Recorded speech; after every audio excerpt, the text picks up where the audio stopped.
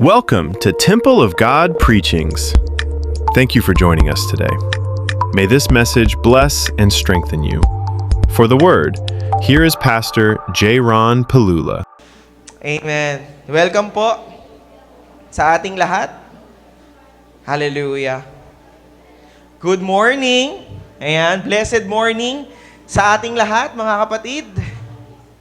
Now, if you're here on-site or watching us online, mga kapatid, welcome po sa ating Sunday service, mga kapatid. Ayan, habang inaayos pa yung ating PowerPoint, kamusta kayong lahat, mga kapatid? Kamusta ang buong February natin? Alam mo kung ano yung tinagal ng January, no? Ganong kinabilis ng February, no? Parang, February na? No? Kapatid, nakakadalawang buwan ka na. Sabi mo nga sa katabi mo, nakakadalawang buwan ka na. Kailan ka pa hihinto? Hindi, wag. Huwag kayong hihinto, mga kapatid. Amen?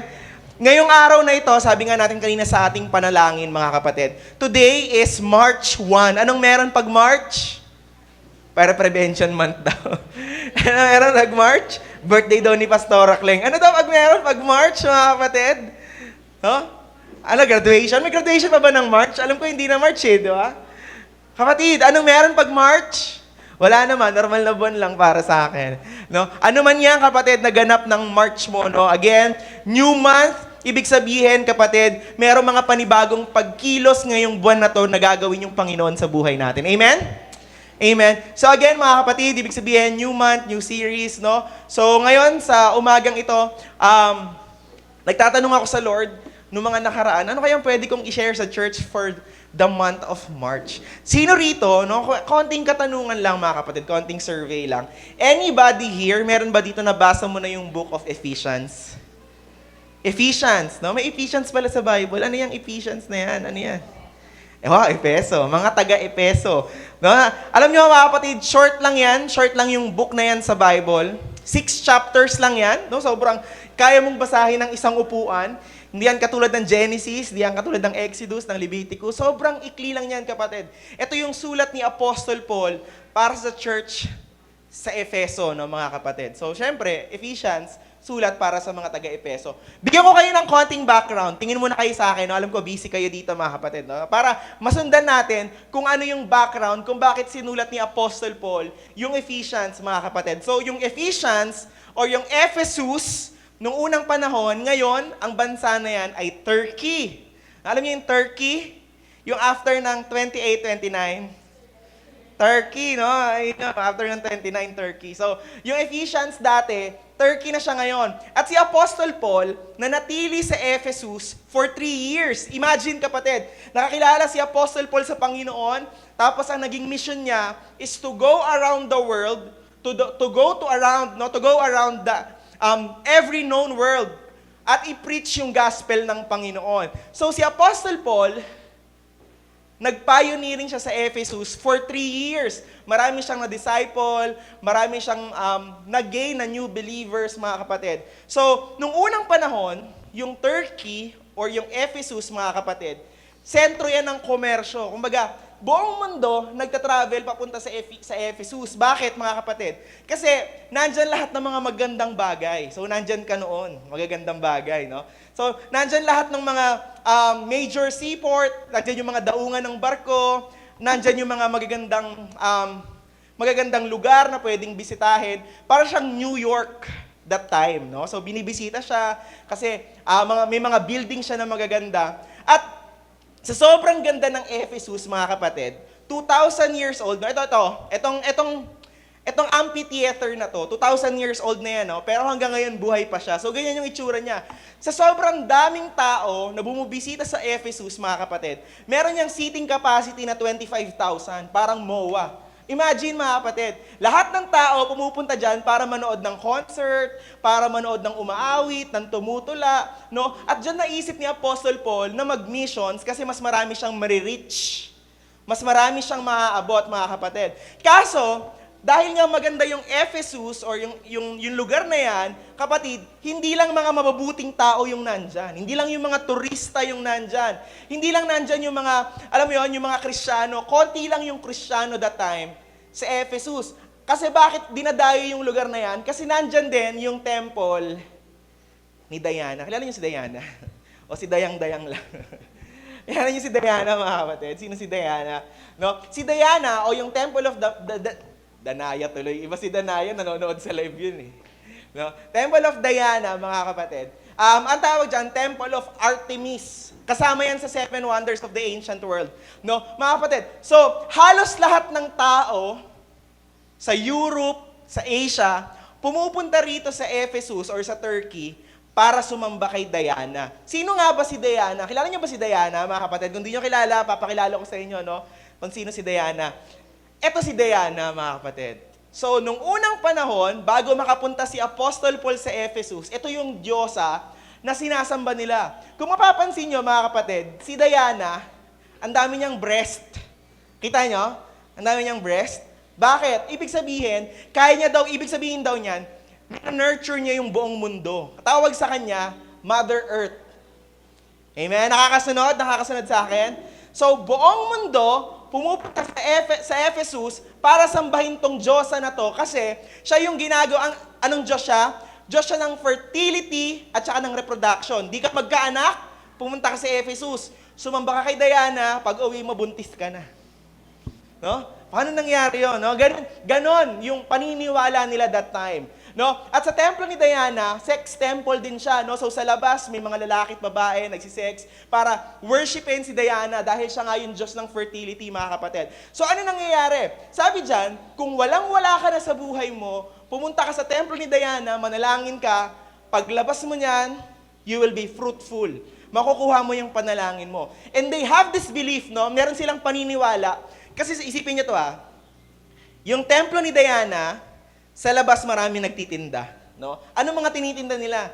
Yung mga figurines na maliliit, no? Tinitinda nila yon. Tapos ang paniniwala ng mga taga-Efeso that time, pag bumili ka ng maliit na figurine ni Diana, lagay mo siya sa altar sa bahay mo, sambahin mo siya, it is as if nandun ka rin sa templo ni Artemis.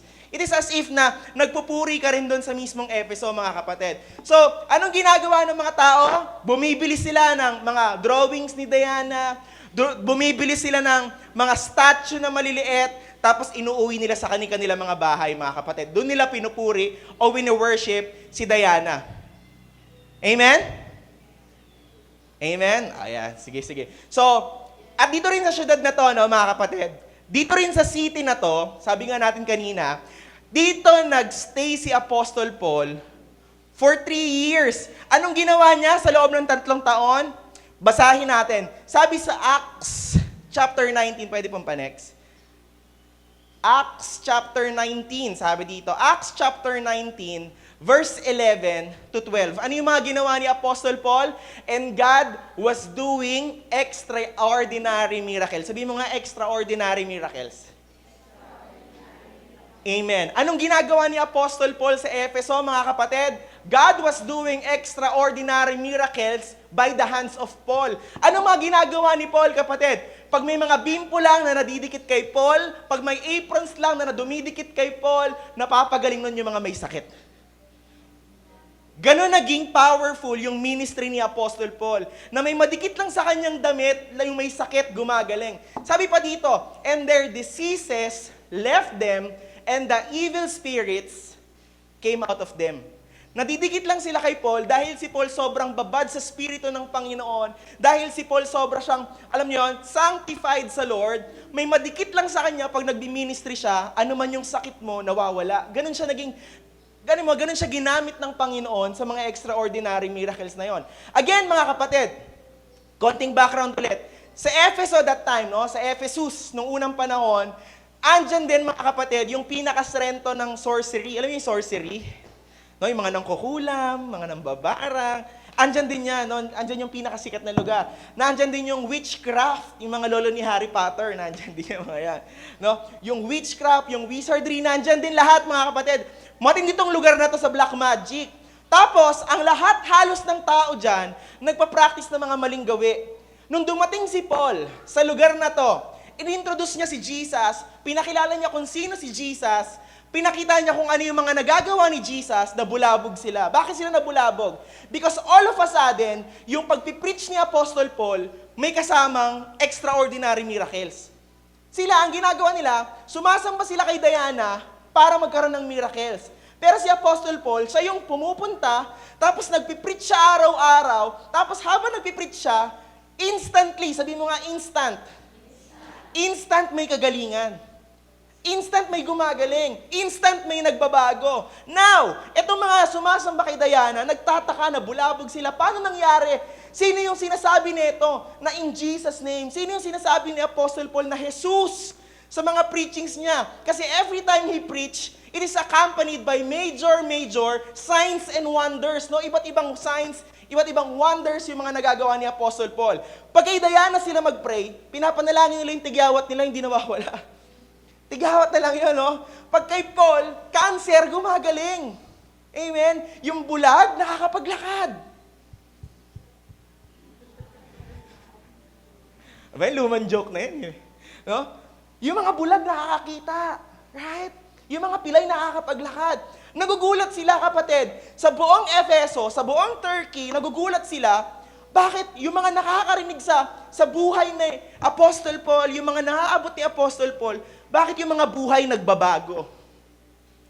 Meron ka bang kilala, nung nakilala si Jesus, yung buhay nagbago? Gumaling? Spiritually?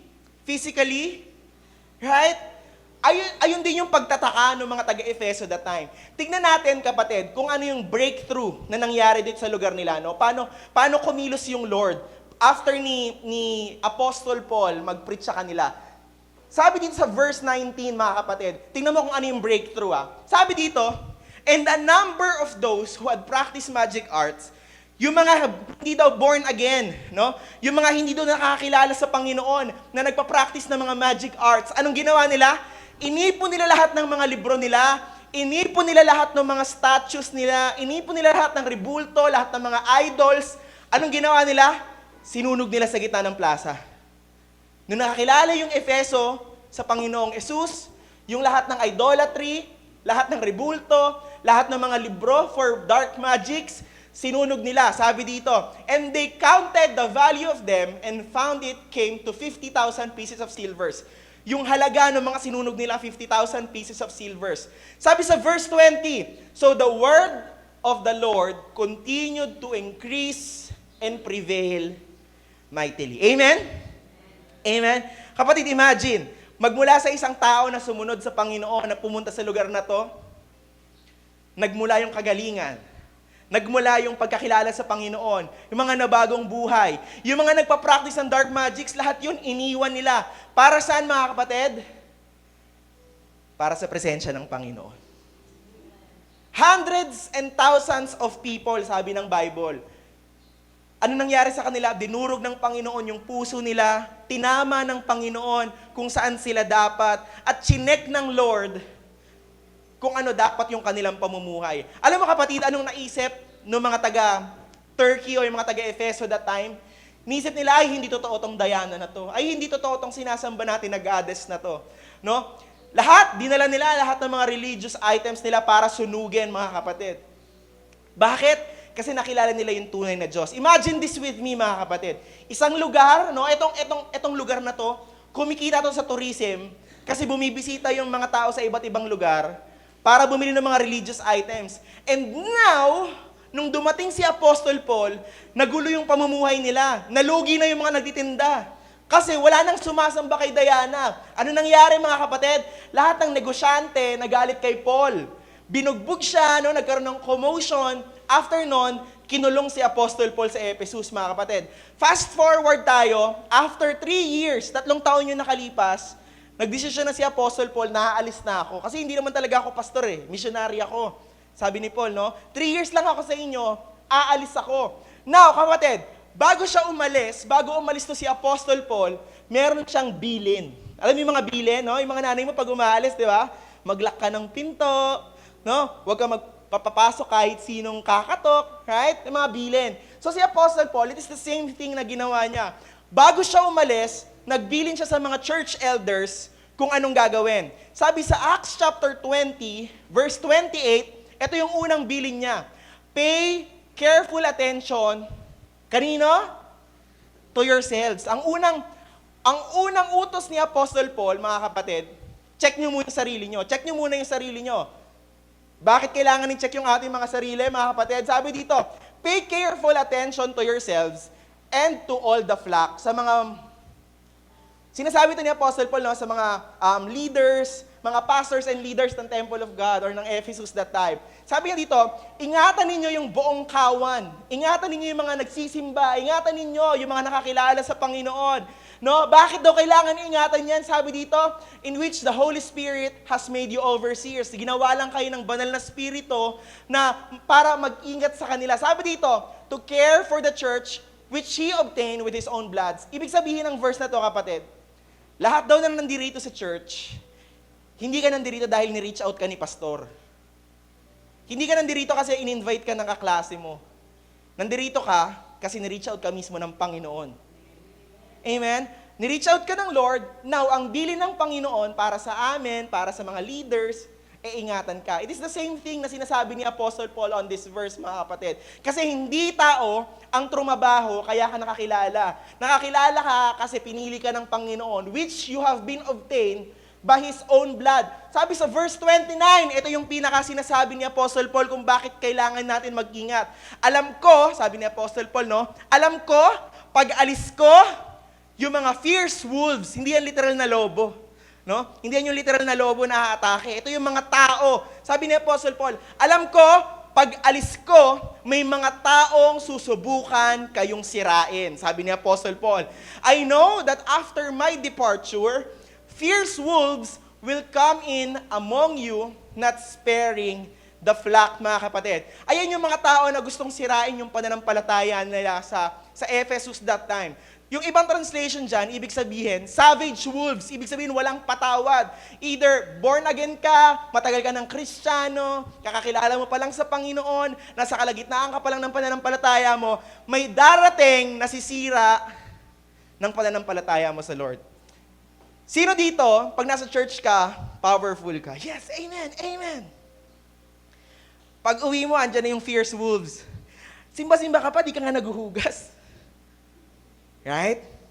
Simba-simba ka pa, ang dal-dal-dal mo naman. Right? Ayun yung sinasabi ni Apostle Paul dito, kapatid, kung paano niya pinag-iingat yung buong kongregasyon. Naiintindihan natin yung kwento bago tayo pumunta sa Ephesians? Amen? Now, alam ni Apostle Paul, mga kapatid, na yung mga tao na sumasamba dati kay Diana, may chance na bumalik sila ulit or mag-backslide sila ulit.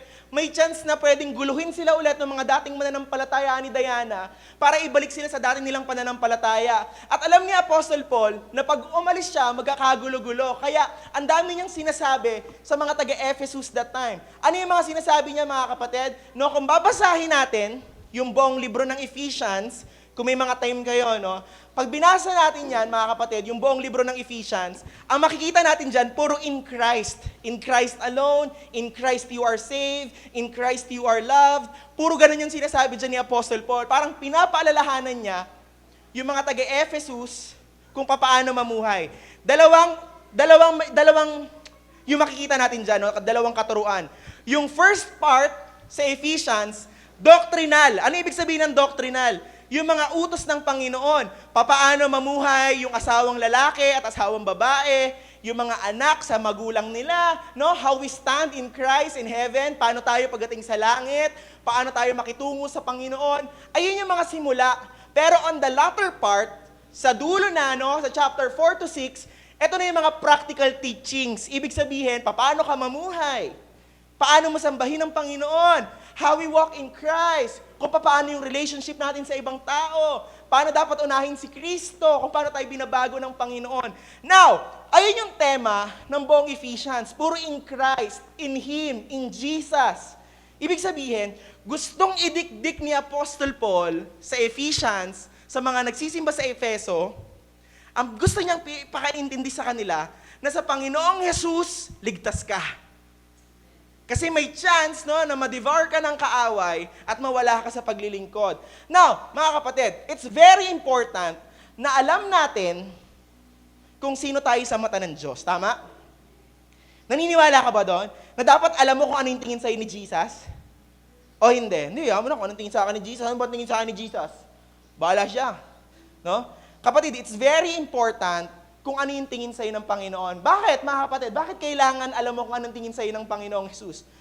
Kaya sinasabi lagi ni Apostle Paul, na yung in Christ, in Christ, in Christ, kasi dapat maintindihan ng isang Kristiyano kung ano yung tingin ng Panginoon sa kanya. Once we understand kung sino tayo sa Panginoon, magiging iba na yung asta mo sa buhay. Hindi ka mamumuhay na talunan. Amen? Pag alam mo kung ano yung tingin sa'yo ng Panginoon, kung paano kanya niligtas, kung paano kanya inibig, hindi ka mamumuhay sa kasalanan. Amen? So sabi sa Ephesians, simulan na natin, no? Ephesians chapter 6. Dito tayo magsisimula. Sabi dito, finally, no, after niyang paalalahanan yung mga disciples that time na mag-ingat kayo, finally, be strong. Yung be dyan, yung word na be, it's all about being. Nawa maging ganito kayo, sabi ni Apostle Paul. No? Again, doctrines yung first part, pero ito yung babasahin natin, practical teaching na to ng Panginoon. No? So, again, ulitin ko lang, no? Bakit mahalaga na maintindihan natin kung ano yung status natin sa Panginoon? Bigyan ko kayo ng example. Imagine, buong buhay mo. Jen, ilang taong ka na, Jen? 32? 23. 23 na si Smiley ngayon, no? Tapos, sasabihin sa kanya ngayon ng mama niya, sabihin sa kanya ni Sister Irene, Jen, may aminin ako sa'yo. Ano yun, ma? Sabihin ni Smiley, ano yun, ma? Sasabihin ni Sister Irene, ang tunay mong tatay si Henry C.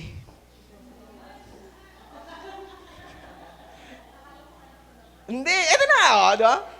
Ang tunay mong tatay si Henry C. Smiley, malulungkot ka ba? Sayang, wala si Kuya Robert eh. Hindi daw siya malulungkot. Again, kapatid, ang context nito, dapat alam mo kung anong tingin sa'yo ng Panginoon. Namumuhay tayo noon na hindi natin alam kung anong tingin sa atin ni Jesus. Si Smiley, nung inamin na sa kanya na hindi siya tunay na anak, at pinakilala sa kanya ng tunay niyang anak si Henry C. Alam mo, kahit alas 12 ng madaling araw, kaya mag-withdraw ni Smiley sa BDO. Right? We find ways para kay Smiley sabihin ng mga tao sa BDO. Gusto niya manood ng sine? Sarado na yung SM? Buksan niyo yan. Manonood ako ng sine. Bakit, kapatid? Kasi tatay niya yung may-ari. Gigets? It is the same thing with us today, mga kapatid. Na bakit mahalaga na kilala natin kung ano yung tingin sa atin ng Panginoon? Kasi pag alam mo kung ano yung tingin sa'yo ng Panginoon, hindi ka mamumuhay na talunan. Amen? Kasi bakit, kapatid? Alam mo, kung si Smiley nga, no, halimbawa lang, no, kung siya nga, anak lang siya ng pinakamayaman sa Pilipinas eh. Ano pa kaya kung ikaw yung anak ng Diyos ng mga Diyos at hari ng mga hari? Amen? It is the same thing, mga kapatid. Kaya itong si Apostle Paul, talagang inuulit-ulit niya to. Dinidikdik niya sa utak ng mga taga-Efeso na, in Christ, ito ang buhay niyo in Christ. In Christ. Kay Kristo, kay Kristo, kay Kristo. Anak ka na ni Kristo, anak ka na ng Panginoon. Paulit-ulit dyan. And now, finally, sabi dito, finally, be strong saan? In the Lord. Sabi mga, be strong in the Lord. Hindi sinabi niya na, be strong sa trabaho mo, right? Maging malakas ka kasi may trabaho ka pa. Be strong kasi maganda yung school mo. Be strong kasi nag-aaral ka. Be strong kasi may anak kang maaasahan. Kapatid, ang sinasabi dyan ni Apostle Paul, be strong in the Lord. Magpakalakas ka sa Panginoon. Hindi sa kung anong meron ka, hindi sa kung anong meron yung kamay mo, hindi dahil sa kung anong estado ng buhay mo, bagkos magpakalakas ka sa Panginoon. Amen. Be strong in the Lord. Sabi natin dati, no? Sabi natin lagi dito sa church natin na lagi tayo nasa spiritual battle. Tama? Sino rito naniniwala na lagi kang nasa spiritual battle? Right? Kung ang tingin mo, mga kapatid, no, pag naging Kristiyano ka na, para na lang ako nasa bed of roses, right? Ang tingin natin dati, pag ako naging Christian, masaya na.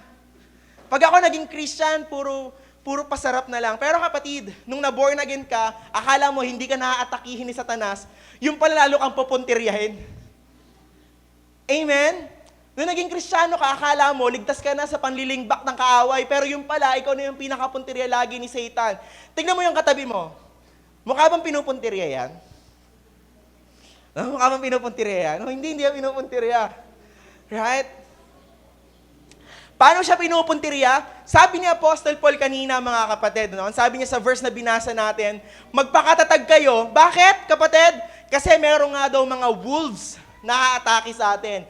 Magpakatatag tayo, at ito yung command ni Apostle Paul, be strong in the Lord and in the strength of His might. Sabi sa verse 11, mga kapatid, verse 11 to, dito verse 10. Sabi sa verse 11, put on. Sabi mo nga, put on. No, kapatid, isuot mo daw. No? Ano yung pag-uusapan natin? Today, ang pag-uusapan natin is the armor of God. Amen? Familiar kayo sa armor of God? No? Ilang beses na yan din pinrich dito sa church. Ilang beses natin narinig yan sa kung saan. Pero this time, sususugin natin siya no, kung ano nga ba talaga yung ibig sabihin ng armor of God na yan. Now, sabi dito, put on the whole armor of God that you may be able to stand against the schemes of the devil. Alam mo yung schemes? Alam mo yung mga masasamang tao, yung pag nagpaplano, di ba? Mga pinaplano niya, mga masama. Ang unang sinasabi ni Apostle Paul dito, kapatid, isuot mo daw yung armor of God. Bakit? Para nang sa gayon, kapatid, makalaban ka sa mga plano ng kaaway sa buhay mo. Now, kapatid, this is very important. Sino dito, alam mo din na may plano sa iyo yung Panginoon? Hindi kayo naniniwala na may plano si Jesus sa iyo? Jeremiah 29:11. Favorite verse ng lahat. Anong sabi doon? Tama, alam mo nga. Anong sabi sa Jeremiah 29:11? For I know the plans I have for you, plans to prosper you and not to harm you, plans to give you hope and a future. Ayun yung plano sa atin ng Panginoon. Pero alam mo bang may plano rin sa iyo yung kaaway? Akala mo, ang may plano lang yung Panginoon. Pero matindi rin yung plano ng kaaway. Kung paano katindi yung plano ng Panginoon sa future mo, sa sarili mo, mas matindi rin yung plano ng kaaway para mawala ka sa paglilingkod sa Panginoon. That's why, kapatid, itong si Satan, itong devil, no, nag-i-scheme siya, gumagawa siya ng mga bagay, nag-iisip siya ng mga pwedeng gawin para mawala ka sa Panginoon. That's why, ang sinasabi ni Apostle Paul, put on the whole armor of God. Bakit ba tayo pinagsusuot ng armor? Bakit tayo pinagsusuot ng armor? Kasi, kakain ka sa McDo. Imagine mo, kakain ka sa McDo, may baluti ka pa, di ba? Na? Kaya ka pinagsusuot ng armor kasi may laban. Kasi may gera. Right? Kasi may mangyayari. At nung sinusulat to ni Apostle Paul, imagine nung sinusulat ni Apostle Paul yung Ephesians, nakakulong siya. So, ibig sabihin, yung armor of God na nai-envision ni Apostle Paul, yung nagbabantay sa kanya.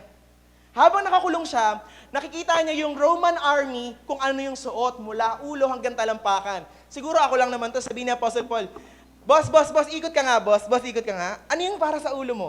Ano yung para sa damit? Iniisa-isa ni Apostle Paul yung damit nung nagbabantay sa kanya at iniayon niya ito para dun sa mga taga-Efeso. Tignan na natin, mga kapatid, kung bakit kailangan natin mag-put on ng armor of God. Sabi sa verse 12, for we do not, lagi itong sinasabi sa church, no? Hindi daw tayo nakikipagtunggali saan? Against flesh and blood. Ang kaaway daw natin bilang Kristiyano, hindi yung laman at dugo. Sabi dito, but against rulers, against authorities, against cosmic powers, over this present darkness, against the spiritual forces of evil in heavenly places. Kapatid, ayoko magpaka masyadong mystical, no? Yung, spiritual. Ayoko masyadong magpaka, no? Hayaan mo ipaintindi ko siya sa iyo ng madahan-dahan. No? Minsan, pag pinag-uusapan natin yung spiritual warfare, mga kapatid, ano naiisip mo? No? Parang iniisip mo, yung anghel tsaka yung demonyo nag-aaway sa langit. No? Pag iniisip natin, pag spiritual warfare, no, mga kapatid, parang napaka-mystical niya pakinggan. Parang napaka-out of this world. Pero alam mo, kapatid, may dalawang spiritual warfare. No? May dalawang bagay tayo kung paano natin tignan o ano yung reaction natin pag sinabing spiritual warfare. Una, overemphasis. Sabi mo nga, overemphasis. Ano ibig sabihin ng overemphasis? Parang tingin mo, lahat ng nangyayari sa'yo gawa ng demonyo. Amen? Nakatulog ka sa bus. Pagising mo, yung katabi mo naglalaway. Sabi mo, kargado to ng demonyo, kargado to. Hindi siya kargado, pagod lang siya. No? Overemphasis. Ibig sabihin, feeling mo, uy, kumulog ko, baka tamaan ako ng kidlat kasi inaaway ako ng demonyo. overemphasis.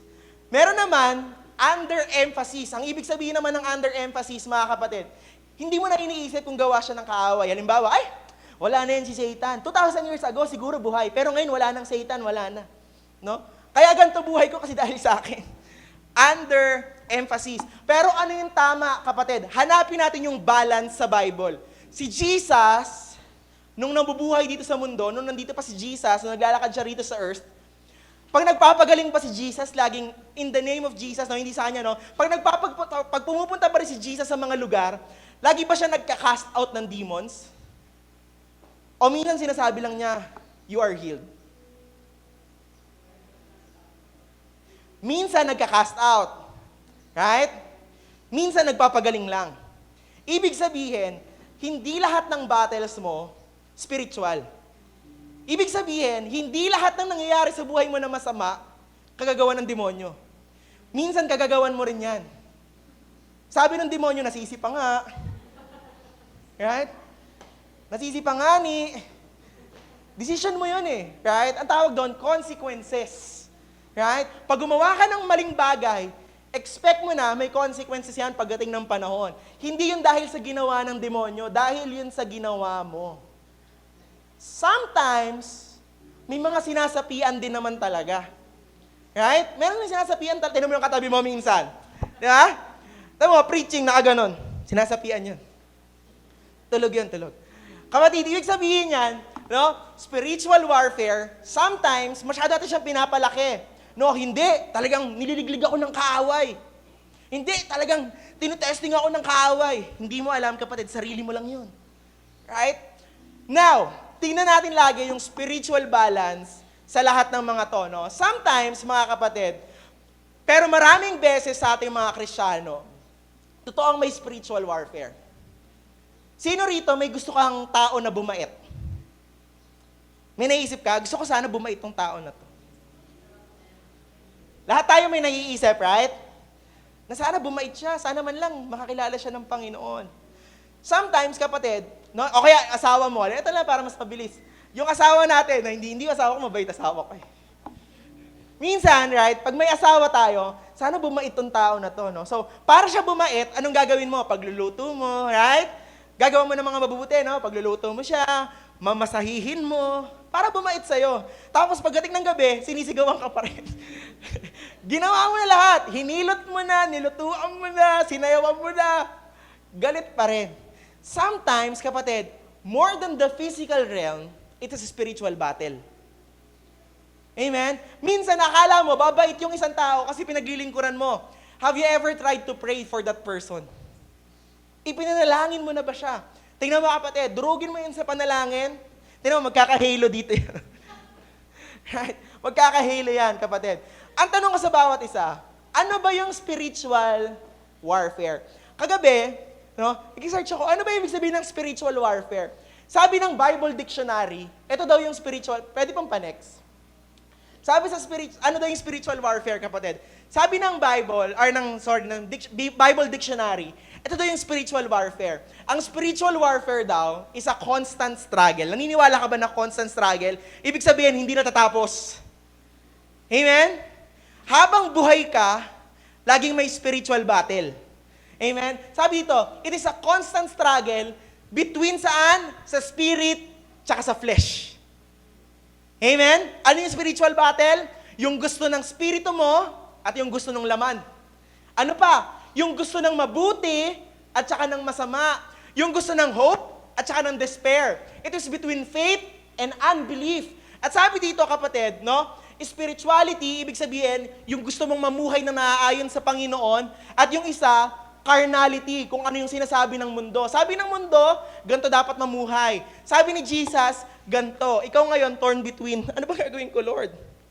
Gusto kitang sundan, pero di ko maiwan yung mundo. Spiritual battle. Sabi dito, kapatid, spiritual warfare is waged on 3 fronts. Sa tatlong lugar daw nangyayari yung spiritual battle. Una, personal. Sabi mga personal.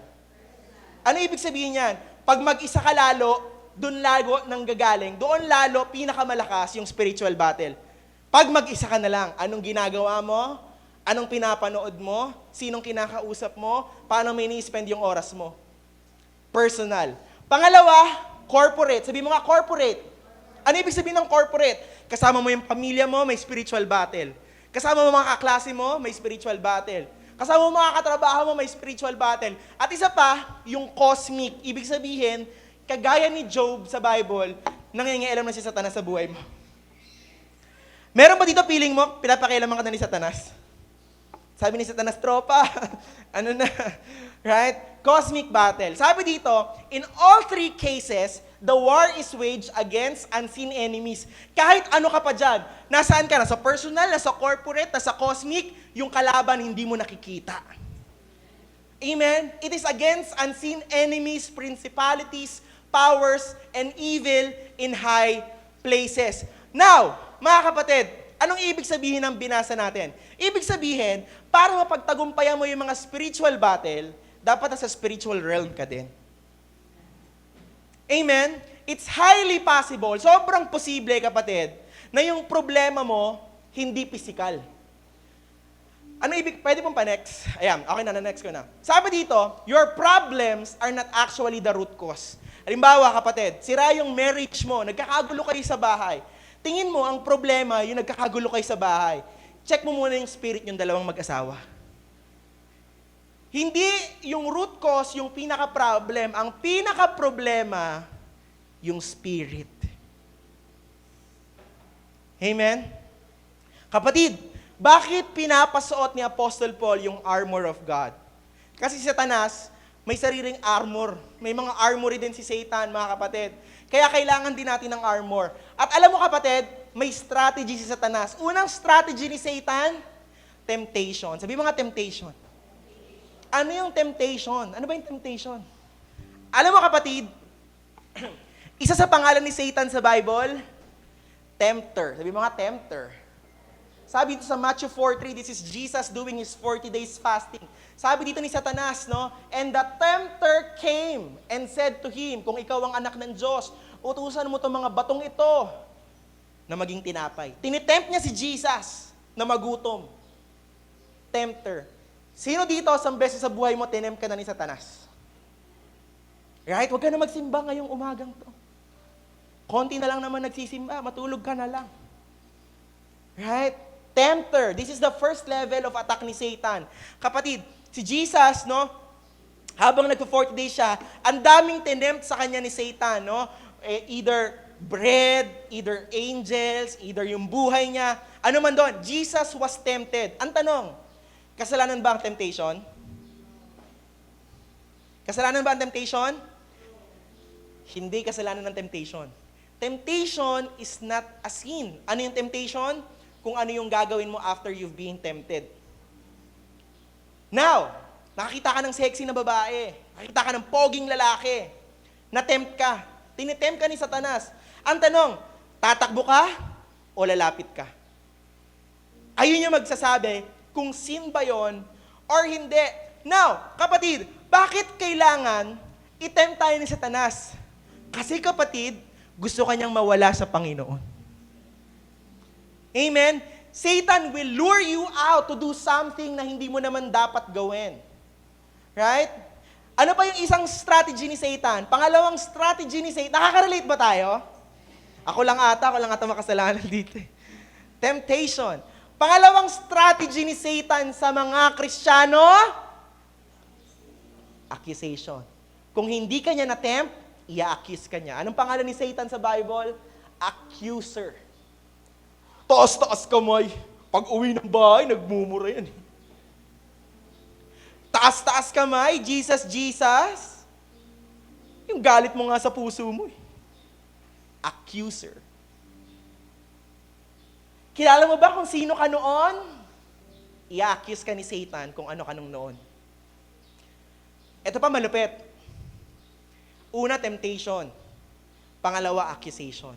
Ang gagawin sa atin ni Satan, ititempt ka niya isang bagay. Sabi ni Satan, nakawin mo yan. Yung cellphone ng kapatid mo. Sumunod ka naman ngayon dahil mabait ka, ninakaw mo nga. Pag nakaw mo, i-accuse ka naman niya ngayon. Magnanakaw ka pala eh.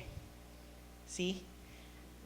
Bakit gusto ni Apostle Paul na suitin natin yung armor of God? Kasi si Satan may strategy para mawala tayo sa paglilingkod.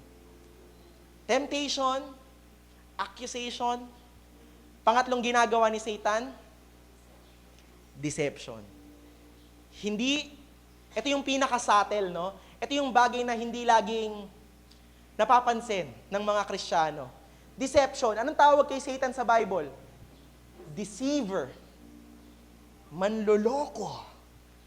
Paano dinideceive ni Satan yung mga Christian? Bigyan ko kayo ng idea kung paano, kapatid. Okay lang kay Satan na may Jesus ka. No, okay na, hindi niya tatanggalin yun. Kasi di ka na Sabi ng Bible, di ba? Nothing will ever separate you from the love of God. Wala makakapag-separate sa'yo sa Panginoon. Tanggap na ni Satanas, nung nakilala mo si Jesus, hindi ka na mawawala sa Kanya. Anong gagawin ni Jesus? I-deceive ka. Okay, sige, mahal mo si Jesus, bigyan kita ng trabaho ngayon. Nung binigyan ka ng trabaho ni Jesus, Jesus plus work, una si Jesus pa yung mataas. Bilang gumagano na, nawawala na si Jesus, nadideceive ka na dapat kang mamuhay sa trabaho na lang. Deceiver. Right? Jesus plus family. Okay yung family, maganda yung family. Pero pas nauuna na yung family kaysa kay Jesus, nadideceive na tayo. Mahirap lunukin, pero totoo, right? Amen. Kasama ko pa ba kayo, mga kapatid? Check our hearts. Are we being tempted? Are we being accused of? Or are we being deceived by Satan? Now, mga kapatid, itong si Satan, anong gusto niya? Pag hindi ka na-tempt, i-accuse ka. Pag di ka na-accuse, i-deceive ka. That's why we need the full armor of God. Sabi dito, therefore, take up the whole armor of God. Whole, ibig sabihin, mula ulo hanggang bewa. Manananggal yarn. Mula ulo hanggang talampakan. Sabi dito ni Apostle Paul, kapatid, stand firm. Sabi mo nga, stand firm. Ano bang ibig sabihin ng stand firm? This is our first point for today. Ano ibig sabihin ng stand firm? Kapatid, ibig sabihin yan, may kakaharapin tayong battle. Kakaharapin tayong spiritual battle. Pagising mo pa lang sa umaga, it's a battle, right? Naniniwala ka ba? Pagmulat ng mata, pagising sa umaga, kung inaantok pa, mali, hindi ganun. Pagising sa umaga, kapatid, it's a battle. Anong unahin ko? Mag-pray? O i-check ko yung post ko na may 3 likes? Right? Anong unahin mo pagising sa umaga? Magpipray? O isang araw? Anong uunahin mo? It's a battle, kapatid. It's a battle. That's why Apostle Paul is saying, kapatid, stand firm. The word stand firm is a context conveying the idea of digging in. Ibig sabihin ng stand firm, kahit anong mangyari sa'yo, hindi ka gagalaw. Stand firm. Ibig sabihin, kapatid, hindi ka maaalog, hindi ka mauuga. Bakit? Kasi tinitignan ni Apostle Paul yung Roman army na nagbabantay sa kanya. Nakita niya na yung sapatos or yung sandals na nagbabantay sa kanya, ganito yung itsura. Nung unang panahon, kapatid, yung mga army o yung mga Romano dati na mga sundalo, nung unang panahon, yung sapatos nila o yung sandals nila, may spike. Bakit may spike? Kasi kapatid, pag nilubog nila sa lupa, kahit anong tulak sa kanila, nakaangkla sila sa lupa. That is the same thing na sinasabi ni Apostle Paul, to stand firm, kahit ano mangyari sa'yo. Ang gustong i-picture out sa ating ni Apostle Paul, ganito, kapatid, ito sa military term. Ibig sabihin yan, hold your position. Huwag kang gagalaw. Kahit anong hirap ng buhay, kahit anong ginagawa ng kaaway, tayuan mo yung pananampalataya mo. Amen? Stand firm. Huwag mo bigyan ng kahit konti si Satanas. Huwag mo bibigyan ng konting foothold si Satanas. Bakit, kapatid? Pag binigyan mo ng konting inch lang si Satanas, papasukin niya yung buong buhay mo. Limbawa, no? May kumakatok sa bahay niyo, kumakatok. Pagbukas mo ng pinto, sumilip ka lang ng konti, siniwang yung paang ganon, masasara mo pa? Hindi na. Hanggang sa ipasok niya na yung buong katawan niya, sasabihin na lang ng Satanas, buksan mo, papasukin ako. Right? Kapatid, kidding aside, nawa, nagigets mo, no? Huwag mo bigyan ng kahit konting inch si Satanas na panghawakan sa buhay mo. Bakit? Kasi darating yung panahon, magiging foothold yon. Because we know, kapatid, na yung maliit na yan, darating yung panahon, lumalaki. Lahat ng kasalanan, nagsisimula sa maliit. Kapatid, walang gumising isang umaga gusto ko mang-rape. Walang gumising isang umaga gusto ko magnakaw. Nagsisimula sa kupit yan. So when Paul said, stand firm, don't give Satan a foothold, ito yung gusto niyang iparating sa atin, mga kapatid. Naisuot natin yung full armor of God. Sabi dito sa verse 14, sabi dito, stand, therefore, having fastened on the belt of truth. Sinturon ni Judas. Belt of truth, sinturon ng katotohanan. Kapatid, tanungin kita, bakit kaya sa dami-daming pwedeng unahin ni Apostle Paul, ba't kaya inuna niya yung truth? Naisip niyo ba yun? Dami-daming pwedeng unahin. Pwedeng unahin pag-ibig. Pwedeng unahin perseverance. Pwedeng unahin iba. Bakit truth? Ano ba yung belt of truth? Ano ba yung sinturon ng katotohanan? Hindi kagaya ngayon, no? Tingnan yung mga belt nyo. Yung belt nyo sobrang plain, right? Plain lang yung belt ngayon. Pero nung unang panahon, kapatid, pag sinabing belt, doon naka-attach lahat ng kailangan nila sa battle. Parang ganito. Right? Pag sinabing belt of truth, ibig sabihin ng belt na yan, nandyan nakalagay lahat ng bagay na pinaka-kailangan mo. Right? Without the belt of truth, everything will fall apart. Isipin mo, pulis ka, no? Wala kang belt. Asan yung baril ko? Asan yung posas ko? Right? Diyan nakaangkla lahat ng bagay. So, nung tinitignan ni Apostle Paul, yung nagbabantay sa kanya, no? Sabi niya, Manong guard, ano ba yung belt mo na yan? Anong purpose niyan? Sabi ng guard, no? Itong belt ko na to, this is where everything being anchored. Dito nakasabit lahat ng pangangailangan ko. The belt of truth, mga kapatid, is the first part ng sinasabi ni Apostle Paul, bakit kailangan yung truth yung nauuna? Kasi pag walang truth, lahat tayo ligaw. Amen? Without the truth, may kanya-kanya tayong buhay.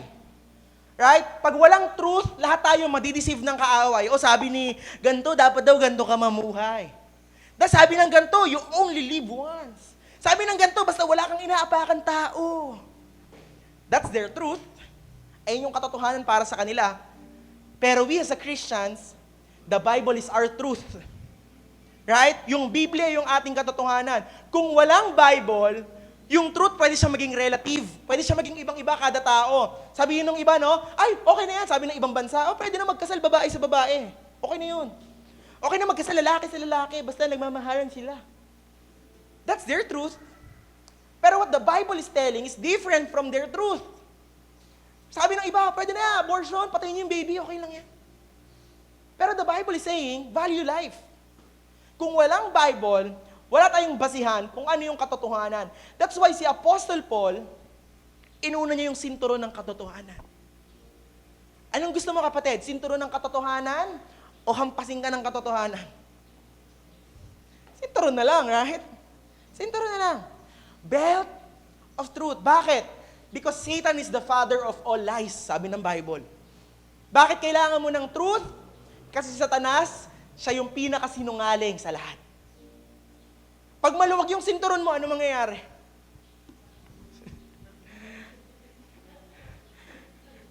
Right?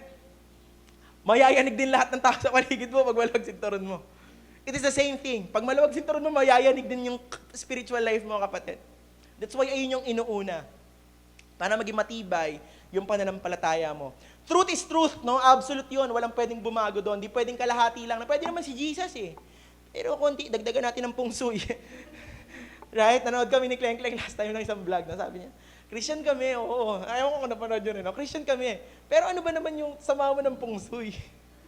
Wala naman mawawala. Kapatid, truth is truth. Jesus alone, in Christ alone, sabi ng Ephesians, kapatid. Sabi pa dito, Ephesians chapter 6, verse 14. Tuloy natin yung 14, no? Pagkatapos ng belt of truth, ang sabi doon, having put on the what? Breastplate of righteousness. Alam mo yung breastplate? O thigh part lang? Kasi yung breast? Ano yung breastplate, kapatid? Yung breastplate, ayan siya, no? Bakit after ng belt, yung breastplate of righteousness, yung gustong ipasuot sa atin ni Apostle Paul? Yung breastplate, kapatid, o yung kalasag na yan, ang pinoprotektahan yan, yung mga vital organs.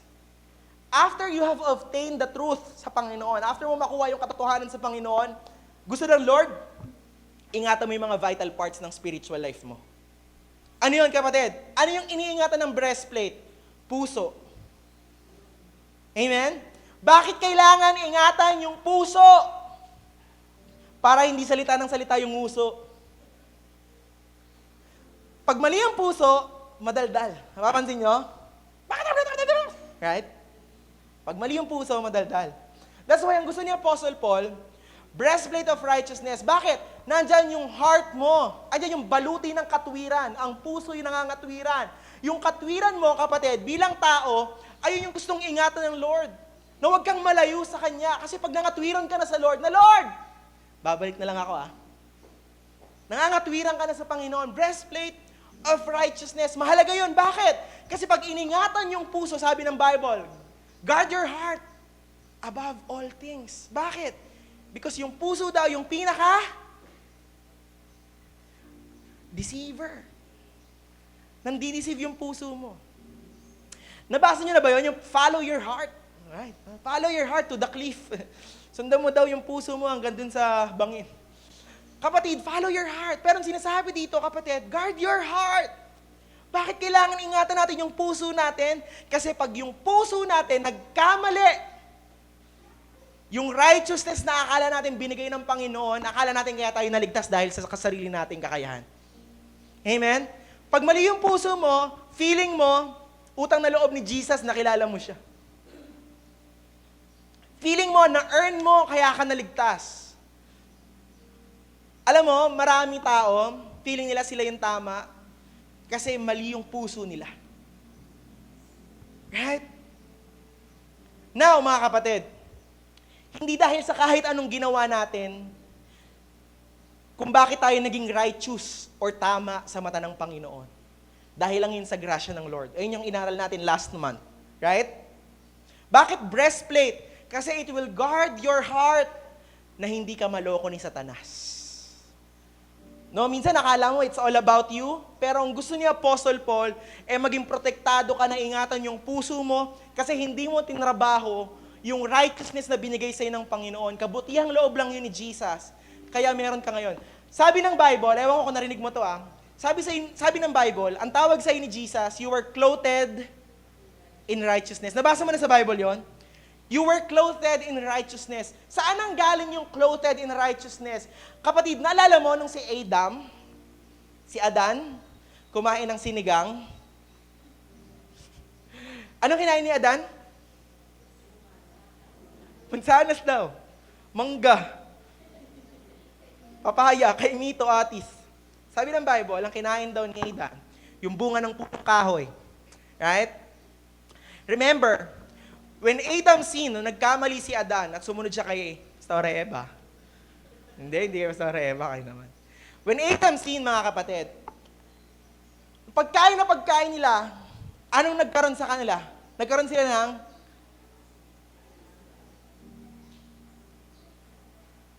kaalaman, kaisipan, kung ano yung tama at mali. Right? Nagkaroon sila ng kaisipan kung ano yung tama at mali. Now, pagkita niya kay Eva, anong napansin niya kay Eva? Hubot-hubad si Eva. Hubot-hubad si Adan. Pagkagat niya, ganda ginawa niya. Pagkagat ni Adan, nakita niya, hubot-hubad siya. Hubot-hubad si Eva. Anong naisip nila? Pumitas tayo ng mga halaman. tahiin natin, gawin nating pansaplot sa atin. Sabi ng Panginoon, oh, you're naked. Sabi ni Jesus, sabi ng Lord, you're naked. Suot nyo yung mga dahon. Alam nyo, every 3 days, sabi ni Jesus, no, sabi ni Lord, every 3 days, masisira yung damit nyo. Puputol ulit kayo ng dahon, tatahiin nyo ulit, susuot nyo ulit. Alam sabi ni God, let me kill a lamb for you. Sabi ng Panginoon, hayaan mong pumatay ako ng tupa para sa'yo.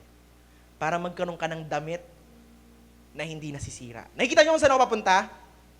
Kapatid, sabi ng Panginoon sa kanila, every 3 days, you will change you will change the leaves, no? You will change kung ano yung suot-suot nyo ngayon. Let me kill a lamb. Let me shed a blood of a lamb. Hayaan mo patigis ako ng dugo ng lamb para sa'yo. Kukunin ko yung skin, tas ang gagawin nyo, dadamitan ko kayo, tahiin nyo, linisin nyo, ayan na yung magiging damit nyo. Now, kapatid, it is the perfect foreshadowing ng ginawa ni Jesus sa buhay natin. The perfect Lamb of God will be slain. Pagtapos nila Adam at ni Eva, no? The perfect Lamb of God was slain. That was Jesus. Yung dugo ni Jesus, tumigis din sa krus ng Kalbaryo. At ang sabi ng Biblia, the blood of Jesus that has been spilled out, clothe you in righteousness. Yung dugo ni Jesus na tumigis sa krus ng Kalbaryo, yung bumabalot sa iyo mula ulo hanggang paa. Tinanggal yung filthiness. Ibig sabihin ng filthiness, karumihan. Pinalitan ng righteousness. Tama ka na sa mata ng Diyos.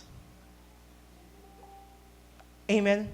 Now, si Adam made a garment of leaves, but then God made a garment of an animal, killed a lamb, para lang madamitan sila. Sabi sa verse 15, mga kapatid, and as shoes for your feet, having put on the readiness given by the gospel of peace. Yung sapatos, ginagamit daw yan para makapag-advance yung kingdom ng Panginoon. Marami sa atin, nung naging Kristiyano tayo, naging chillax na lang tayo, no? Ligtas naman na ako eh. Right? Maraming Kristiyano, feeling ligtas na ako, okay na yan. Pero kapatid, ang gusto ng Panginoon, nung nakakilala ka sa Kanya, gamitin mo yung sapatos mo to preach the gospel of God. Shoes for your feet, having put on the readiness, ibig sabihin, ready ka anytime to preach the gospel. Amen? Alam mo yung naging Christian ka pero wala kang pake? Sa mga taong di pa nakakilala kay Jesus, may mali na dun. Sabi sa Matthew chapter 11 verse 12, no? Sabi dito ni Matthew, sabi niya dito, and from the time magmula kay John the Baptist magpahanggang sa ngayon, the kingdom of heaven has been forcefully advancing.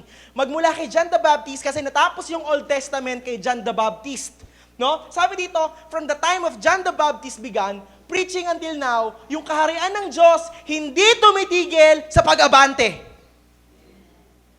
Patuloy na nag-move forward yung kingdom of God. Imagine, 120 people sa Apple Room, right?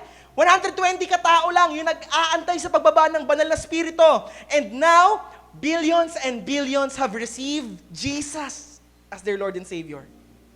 Kapatid, hindi ba nag-move forward yung kingdom of God? Asa na si Diana? Kilala niyo pa ba si Diana? Baka kung hindi ko kunento si Diana ngayon, hindi niyo kilala kung sino siya eh. Si Zeus, kilala niyo si Zeus? Hollywood na lang sila ngayon. Pero Jesus is still alive. Right? Kapatid, it is forcefully advancing. Kahit ayaw na ng kaaway, it is forcefully advancing. Patuloy at patuloy na nag-a-advance yung kingdom of God. Pero yung Jesus, no, isipin mo, lahat ng nagsabi kay Jesus na hindi, religion lang yan na mawawala. Pero still, kapatid, yung good news hanggang ngayon umiikot sa buong mundo. Nag-a-advance pa rin magpahanggang sa ngayon. The Bible said, alam mo sinabi ng Bible, we are on the offense. Tayo yung umaatake, hindi tayo yung nakadepensa. Kaya ngayon na naging Christian ka, no, naging born again ka, you are the one na dapat nagpapa-advance ng kingdom ng Lord. Sabi ng Biblia, no, ano sabi sa Bible? In this rock, I will build my church. Sabi doon, and the gates of hell shall not ever overcome it. Walang kahit anuman ang makakaharang para sa pag-advance ng kingdom ng Panginoon. Nakakita ka na ba ng gate na umaandar? Nag-a-advance na gate? Walang ganun, di ba? Ang nag-a-advance yung paa. Amen? Walang nag-a-advance na gate. So kahit anong humarang, sabi dito, ang binasa natin kanina mga kapatid, put on the shoes on your feet so you will be ready anytime to preach the gospel. Amen. It's advancing, mga kapatid. Kaya nga may mga pastors tayo, right? Na nagmi-mission sa malalayong lugar. Kaya nga yung reason, ba't aalis si Pastora Eva para mag-mission sa Canada. Hindi, sa Romblon. Kayo. Si Pastor Jerome sa Zimbabwe. Right? Kidding aside, mga kapatid, bakit sila nagmi-missions? It is for the gospel to be heard by many. Bakit nag-evangelism si Pastor Jerome sa kung saan lugar? Bakit inaabot yung mga preso, nakakulong naman yun? Because the gospel is advancing. Amen? Itong tanong ko sa ating lahat. Kung nag-a-advance yung gospel, sabi mo amen, right? Kailan ka huli nag-share ng gospel? Aray ko. Pastor, aray ko naman, wala ka naman ganyan. When was the last time you shared the gospel? Ilang tao na yung dumaan sa buhay natin? Ilan na yung na-share natin ng kabutihang balita, ng mabuting balita? Are we too busy? Sobrang busy ba natin? Nakalimutan na natin na mag-share? Alam mo, sabi ni Apostle Paul sa verse 15, mga kapatid, maging ready daw tayo palagi. Next verse, sabi sa verse 16, in all circumstances, take up, yung alin daw? Shield of faith. Bakit kailangan mo ng shield? Kasi galit sa sakit, may malasakit. Sabi dito, take up the shield of faith. Bakit? With which you can extinguish all the flaming darts of the evil one. Si Satanas daw, para kang pinapalaso. Naniniwala ka ba rito? Pinapalaso ka ni Satanas. May mga simpleng padart sa'yo si Satanas, mga kapatid. Sabi dito ni Apostle Paul, para ka daw pinapalaso ni Satan. No? Ano yung mga palaso na yon? Yung mga palaso na yon, it is for you to doubt God. Para mag-doubt ka sa Panginoon. Pero dahil may shield ka, kaya mong tayuan yung pananampalataya mo. Alam mo trabaho ni Satan? Kapulin ka araw-araw. Ang trabaho ni Satan, ay, ito, dito totoo yung Diyos mo. Right? Trabaho ni Satan, nagka-tights ka pa, wala nga mambayad ng bills. Right? Kakapulin ka ni Satan. Tingnan mo, di ka makaahon sa buhay. O, tingnan mo to, di ka makakatapos ng pag-aaral. Alam mo kailangan mong gawin? Ilabas mo yung shield mo. Stand firm. Alam mo kailangan mong gawin? In the name of Jesus, I believe I can do this. Amen. Right? Ayun yung shield natin. In the name of Jesus, Satan, I rebuke you. Nasi-shield yung faith mo. It's very important na lagi nating sinasabi itong phrase na to. Ang tanong, kapatid, do we have the faith na magtiwala sa Panginoon? Naniniwala ka ba kay Jesus? Pag sinabi mong, in the name of Jesus, gagaling ako. Right? In the name of Jesus, God is my provider. I will not fear because I know He will never leave me nor forsake me. Right? Parating na yung mga bills mo, magta-tithes ka pa rin. Bakit? Kasi in the name of Jesus, you believe. Let the fear come out, kapatid. In the name of Jesus, come out. I-cast out mo yung mga takot.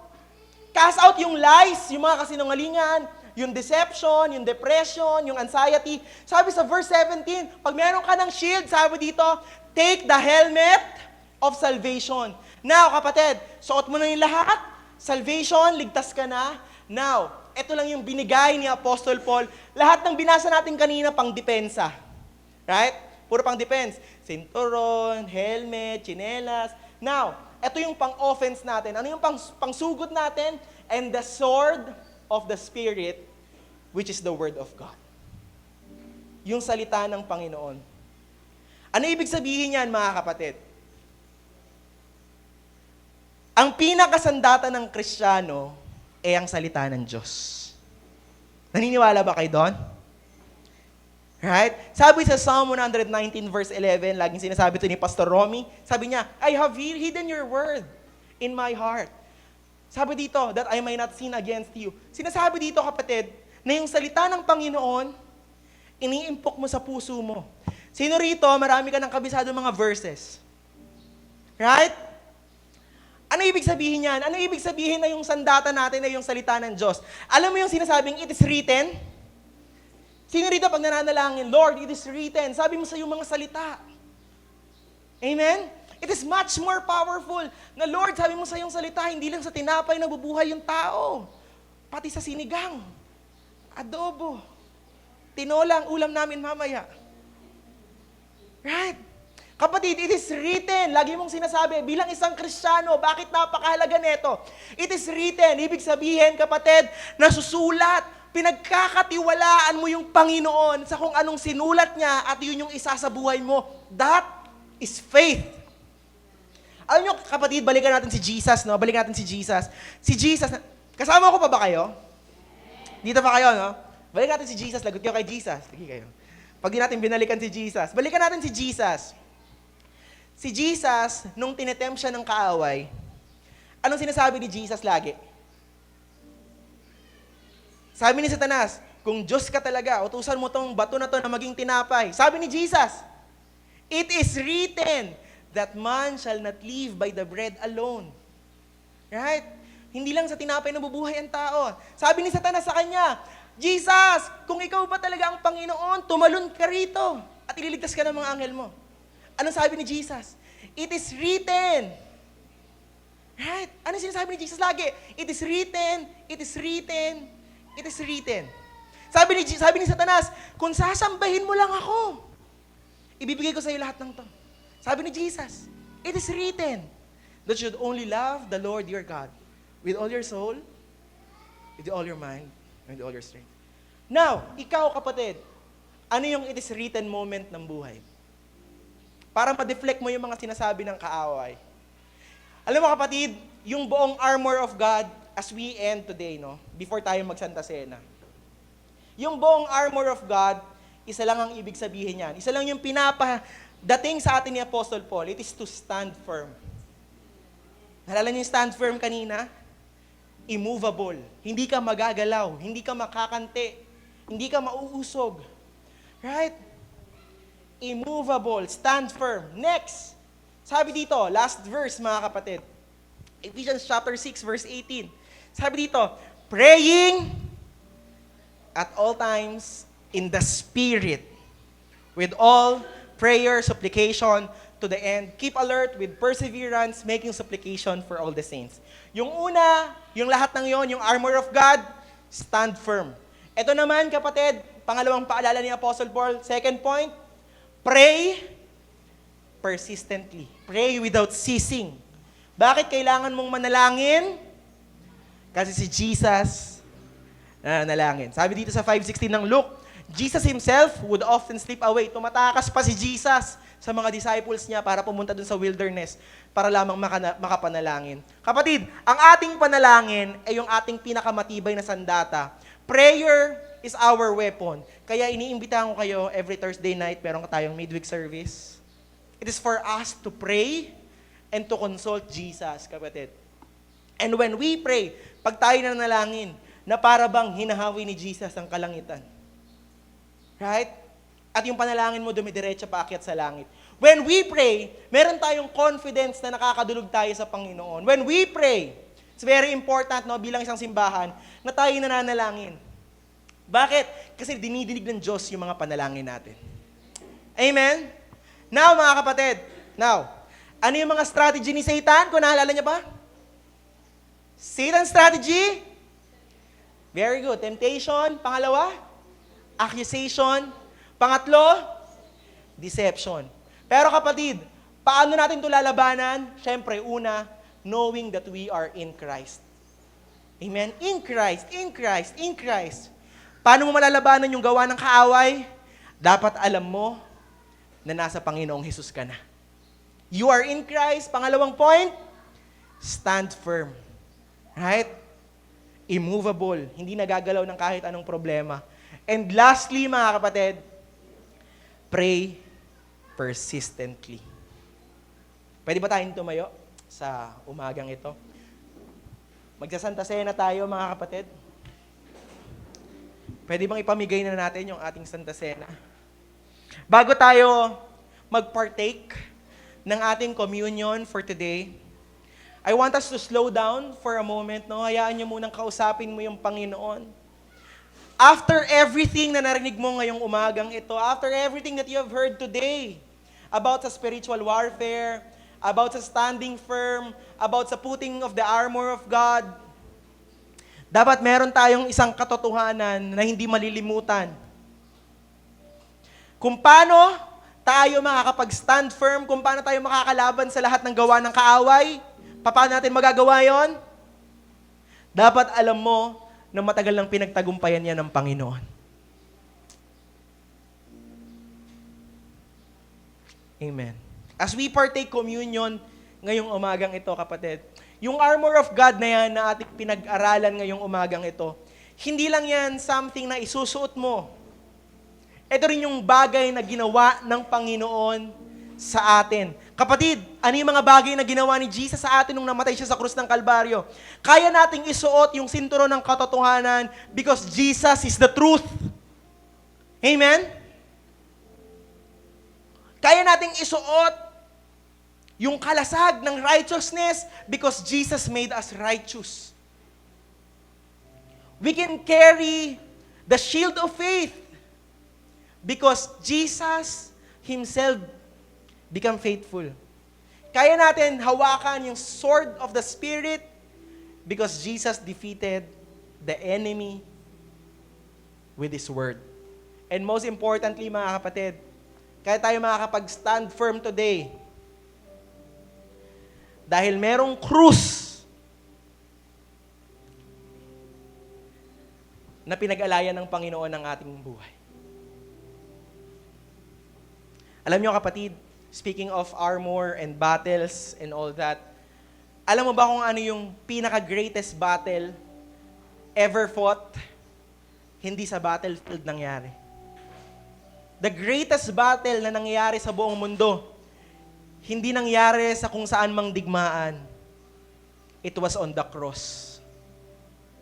That day, mga kapatid, nung araw na yon, nung namatay si Jesus sa krus ng Kalbaryo, akala ng kasamaan, akala ng darkness, nanalo na sila. Akala ng kasalanan, siya na yung manguuna. Akala ng kaaway, siya na yung final word. But 3 days after, Jesus rose again.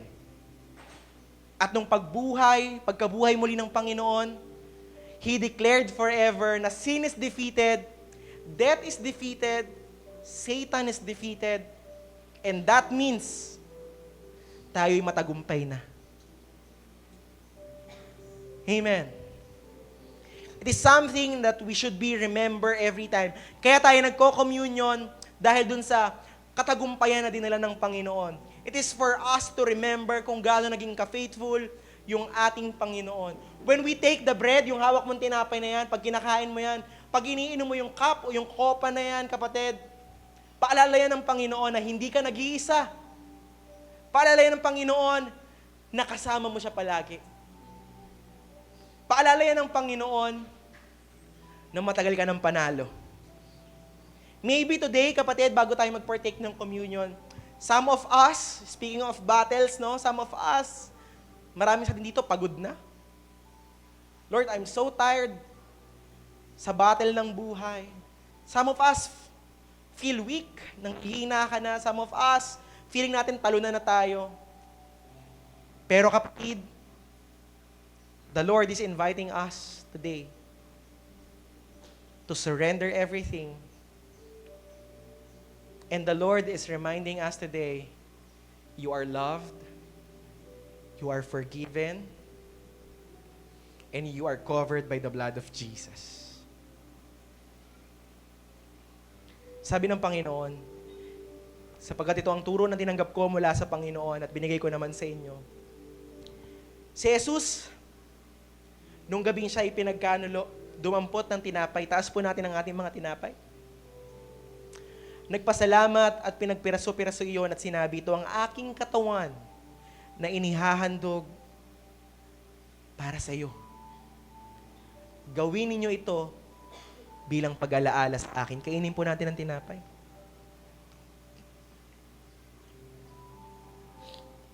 Amen.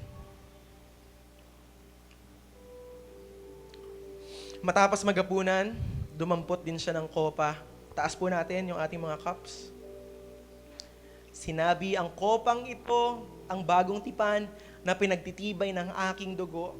Tuwing inumin ninyo ito, gawin ninyo ito bilang pag-alaala sa akin.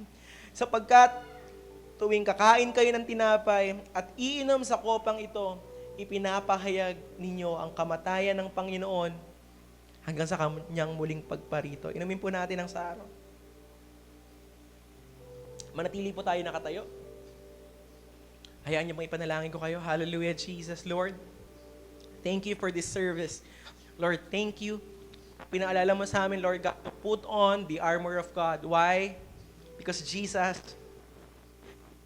kami, Panginoon, makakapagsuot ng mga bagay na ito kasi una mo na itong binigay sa amin, Panginoong Jesus. The belt of truth, the breastplate of righteousness, Lord God, the sandals, the shield, the sword, Lord, na pagtagumpayan mo yung lahat, Panginoong Jesus. That's why today, Lord Jesus, hayaan po ninyo, Panginoon, na kami maging mabuting Kristiyano, Lord God. At hayaan, Panginoon, na magpasakop sa kagustuhan mo sa aming buhay. Lord, we thank you for the life.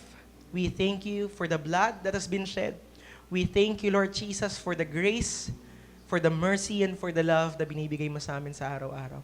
Lord, hayaan po ninyo na yung buwan ng Marso, Lord Jesus, ay maging buwan ng breakthrough for everyone, Lord. Let your Spirit speaks to our heart, Lord. Nawa sa panibagong buwan na ito, Panginoon, mas makilala ka namin. Sa panibagong buwan na ito, Panginoong Jesus, mas kumilos ka sa aming mga buhay. At sa panibagong buwan na ito, Panginoon, makuha na yung mga matagal na naming pinapanalangin, Lord. Kagaya ng church ng Ephesians, Lord God, sa Ephesus, Lord, kung paano sila, Lord God, binago, Panginoon, baguhin niyo rin po kami sa araw-araw, Lord Jesus.